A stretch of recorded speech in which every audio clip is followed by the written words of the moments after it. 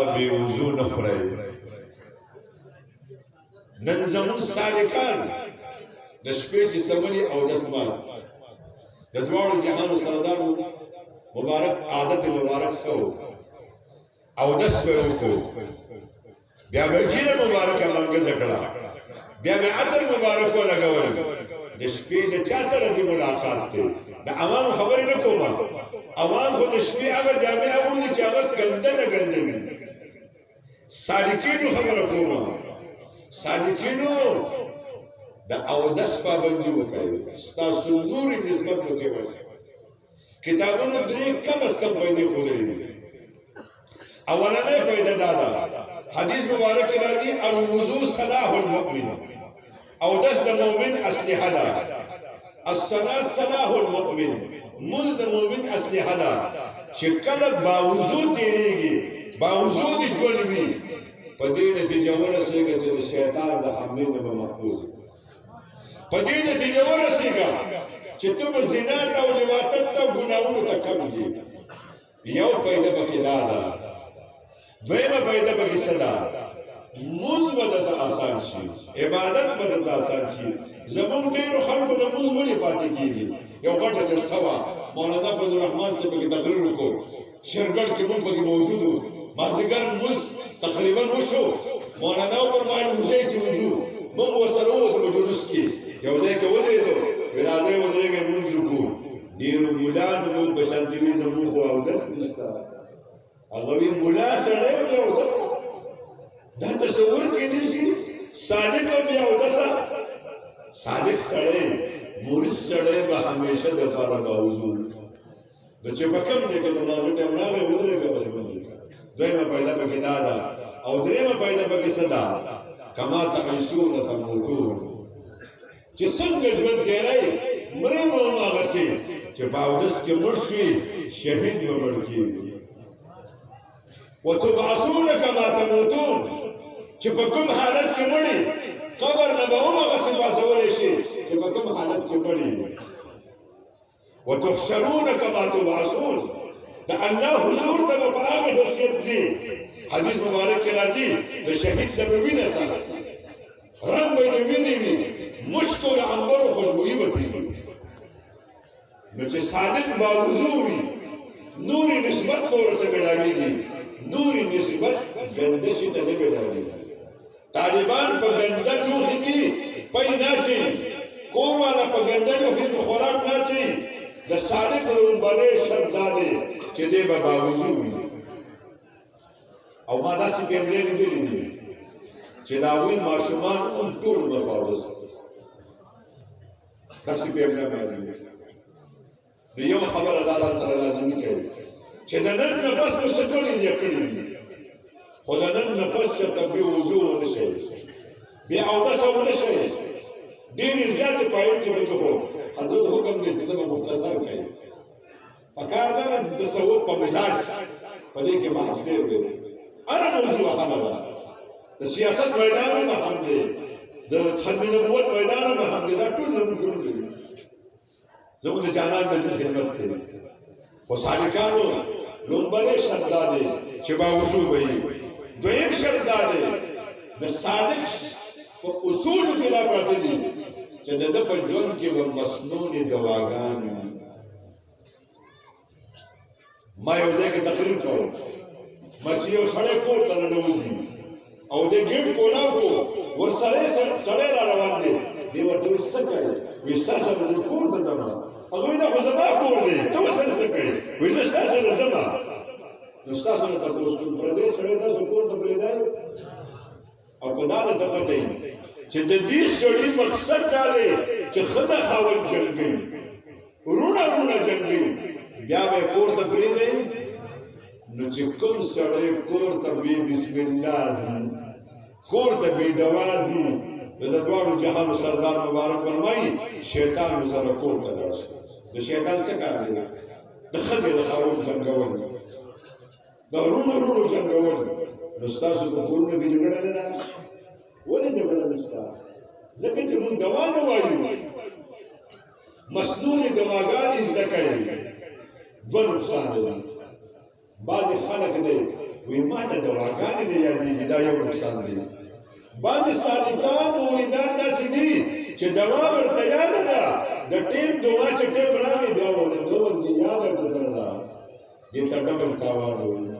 ولګېده پته چې ای صادقه ای موریده حقیقت کې درنه الله خفه دی ځکه دا دوا درته نه یادوي او زه ستاسو نه تپوس کوم په دې دنیا کې چې څومره شیزونه دي د دې د استعمال طریقه ده دا زما سره تشبیه دي د دې د استعمال طریقه ده چې راوړم لاول به پاکومه او بیا به داسې نه په سترګو کومه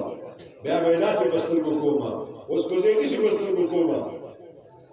نو کار به کوي خو دا غلطه ده د دنیا د تمامو شیزونو نه چې پیدا اړي د هغې یوه طریقه ده راځه چې د الله د ذات بابرکت نه پیدا اړي د هغې کومه پیدا ده کومه طریقه ده قرآن کلیر کړ فیصله کړې ده قل إن كنتم تحبون الله فاتبعوني زما محبوبه في خلق اعلانك کو زما سره څوک محبت کوي څوک د الله سره محبت کوي موږ ټول د الله سره محبت الله موږ سره محبت کول غواړو الله وی اعلان وکړي خلکو ته زما د محبت یو لاره ده فاتبعوني پیغمبر اسلام ته فرمایي ورته ووایه زما تابعداري وکړئ په څه کې به تابعداري وکړئ په سمداستو کې په پاڅېدو کې په ګرځېدو کې د کوره په وتو کې د کور ته په راتلو کې جومات ته بدلو کې جومات ته راتلو کې د دې دواګان د دې سنتونو اهتمام وکړئ د دې سنتونو سره دواګانې دي یوه دوا ده بسم الله توکلت علی الله لا حول ولا قوة الا بالله دا چې چا ووي